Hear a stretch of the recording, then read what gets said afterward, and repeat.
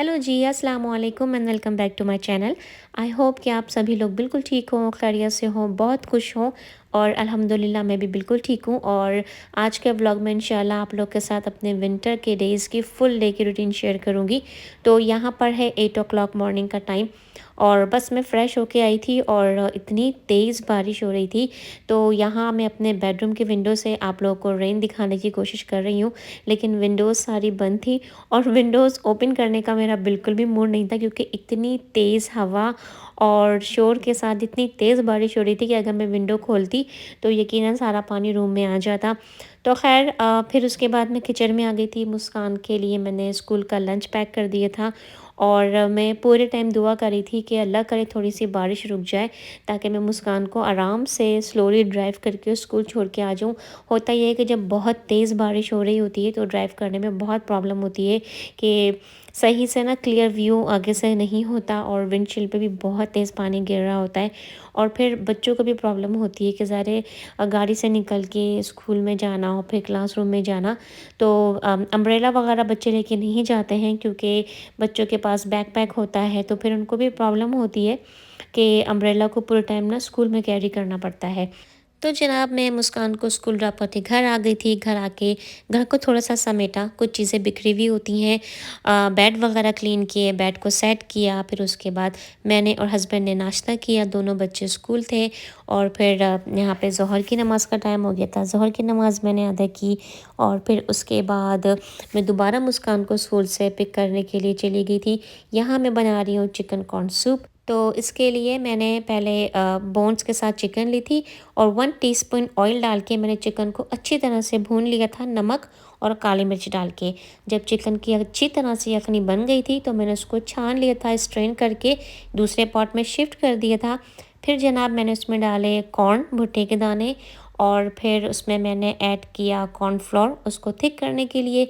उसके बाद मैंने एक अंडा लेके उसको अच्छी तरह से बीट करके सूप में ऐड किया। फिर उसके बाद मैंने सॉल्ट डाला, ब्लैक पेपर डाला और चिली सॉस मैंने इसमें ऐड किया है, सोया सॉस मैंने इसमें ऐड किया है। और जो मैंने यखनी स्ट्रेन की थी, तो जो मैंने मीट यूज़ किया था उसमें जो चिकन की जो बोटियाँ थी उसको श्रेड करके भी मैंने यखनी में ऐड कर दिया था। तो बस ये जो सिंपल से मसाले हैं आप अपने टेस्ट के हिसाब से कम ज़्यादा कर सकते हैं। उसके बाद फिर मैंने यहाँ पे 2 बॉइल्ड एग्स लिए थे, अंडे, वो भी मैं सूप में ऐड करती हूँ, उससे बहुत मज़े का फ्लेवर आता है। और ये जो मैं कटर यूज़ कर रही हूँ अंडों को स्लाइस करने का, इससे हम सबकी बचपन की इतनी यादें वाबस्ता होती हैं ना, कि हमारी तो बहुत बचपन की यादें हैं। जब भी हमारी अम्मी एग्स वगैरह बॉयल करती थी तो हमारे पास ये सेम कटर होता था, आई मीन इसी तरह का कटर होता था। और हम शौक में ना अंडे जो बॉयल करके खाते थे कि हम ना ये कटर यूज़ करेंगे। तो आप में से किस किस ने अपने बचपन में इस तरह का कटर यूज़ किया है एग्स को स्लाइस करने के लिए, मुझे कमेंट बॉक्स में ज़रूर बताइएगा। तो सूप एंजॉय करने के बाद फिर मैं यहाँ पे दोबारा से किचन में आ गई थी, क्योंकि मेरे पास थे ये टमाटर। तो जी इन टमाटर्स को मैंने सिंपली कट किया है वॉश करने के बाद। और मेरे पास है ये न्यूट्रीब्लड का जार, जिसमें मैं टमाटर को ग्राइंड कर लूँगी या पेस्ट बना लूँगी। तो इस तरह से करने से ना लाइफ बहुत इजी हो जाती है, बहुत आसान हो जाती है। जब भी आपको टमाटर की ज़रूरत पड़े, आपके फ्रीज़र में टमाटर होते हैं और बहुत जल्दी से आपका खाना आसानी से बन जाता है। तो बस मैंने टमाटर को ग्राइंड कर लिया था। ग्राइंड करने के बाद मेरे पास हैं ये आइस क्यूब्स की ट्रे, इनमें डाल के मैं इनको टमाटरों के जो क्यूब्स हैं इनको फ्रीज़ कर लूँगी। फ्रीज़ करने के लिए आप किसी भी ज़िप लॉक के बैग में डाल के इनको फ्रीज़ कर सकते हैं, लेकिन मेरे पास एक बॉक्स है जिसमें मैंने सारे टमाटरों की जो आइस क्यूब्स हैं उनको डाल के फ्रीज़ करने के बाद स्टोर कर लेती हूँ। बहुत छोटा-सा काम है, लेकिन इस काम को करने से लाइफ़ बहुत आसान हो जाती है, बहुत ईज़ी हो जाती है। जब भी आपको लगे कि आपकी शॉप्स पे, वेजिटेबल शॉप पे टमाटर अच्छे हैं, रीज़नेबल प्राइस में मिल रहे हैं, तो आप ज़रूर इस तरह से टमाटरों को लाएँ, फ्रीज़ कर लें, आपकी लाइफ बहुत आसान हो जाएगी। तो जनाब ये छोटा-सा काम करने के बाद अब मैं बना रही हूँ रात का खाना। रात का खाना मैंने सिंपल सा बनाया था। मैंने मूँग, मसूर और चने की दाल बनाई थी और साथ में बनाए थे प्लेन राइस। लेकिन एक छोटी-सी प्रॉब्लम है कि मेरे दोनों बच्चों को और हस्बैंड को दाल वगैरह इतनी पसंद नहीं है। तो जब भी मैं दाल बनाती हूँ या कोई सब्ज़ी बनाती हूँ तो उसके साथ मुझे बीफ की कोई डिश लाज़मी बनानी होती है। जैसे कोई सीख कबाब हो गए, चपली कबाब हो गए या कोई थोड़ा-सा बारबेक्यू मैं साइड में कर लेती हूँ। तो आज भी मैंने ऐसा ही किया था, मैंने बनाए थे बीफ के चपली कबाब। तो दाल-चावल के साथ-साथ यहाँ पे रात के खाने में हम लोगों ने बनाए थे बीफ के चपली कबाब, जो बहुत मज़े के बने थे। और साथ में मैंने बनाई थी दही वाली मिर्चें। ये बिल्कुल भी स्पाइसी नहीं होती और ना बहुत अच्छा सा माइल्ड सा इसका फ्लेवर होता है। आप आसानी से इसको सालन के साथ या किसी भी दाल सब्ज़ी के साथ एंजॉय कर सकते हैं। तो रात का खाना खाने के बाद किचन मैंने पूरा क्लीन कर लिया था। अब मैं बना रही हूँ विंटर स्पेशल और सर्दी की बहुत ही मज़ेदार सी सौगात, जो मुझे ऐसा लगता है शायद ही कोई ऐसा होगा जिसे पसंद ना हो, और वो है गाजर का हलवा। तो जनाब इतने टाइम से हम लोग यहाँ पर हैं अमेरिका में, और इस सीज़न में पहली दफ़ा ऐसा हुआ है कि यहाँ पे जो देसी स्टोर्स हैं वहाँ पर ये जो लाल वाली गाजर होती हैं, रेड कैरेट्स, वो अवेलेबल हुई हैं पहली दफ़ा। वरना हमारे पास अमेरिका में जो गाजरें होती हैं वो ऑरेंज से कलर की होती हैं और उनका टेस्ट भी डिफरेंट होता है। टेस्ट उनका बुरा नहीं होता, सैलेड के लिए या चाइनीज़ डिशेस के लिए वो सही होती हैं, लेकिन ये जो रेड कैरेट्स होती हैं जो हमारे पाकिस्तान में मिलती हैं, इन कैरेट्स की तो बात ही कुछ और है। बहुत मज़े की होती हैं, ख़ासकर जो मिठाइयाँ, जो मीठे में हम गाजर यूज़ करते हैं वो ये रेड वाली लाल वाली गाजरें ही होती हैं। तो मैं बना रही हूँ यहाँ पे गाजर का हलवा, जिसकी रेसिपी भी मैं आप लोगों के साथ डिटेल में शेयर करूँगी। तो तकरीबन मेरे पास होंगी आधा किलो गाजर, जिसे मैंने वॉश करके और फिर उसको कद्दूकस कर लिया था। और फिर मैंने एक कढ़ाई लिए, उसमें मैंने डायरेक्ट गाजरों को, कद्दूकस की हुई गाजरों को डाल दिया था और तब तक पकाएंगे, बिल्कुल हल्की आंच पे, लो फ्लेम पे पकाएंगे जब तक गाजरों का अपना जो पानी है वो सारा ड्राई ना हो जाए।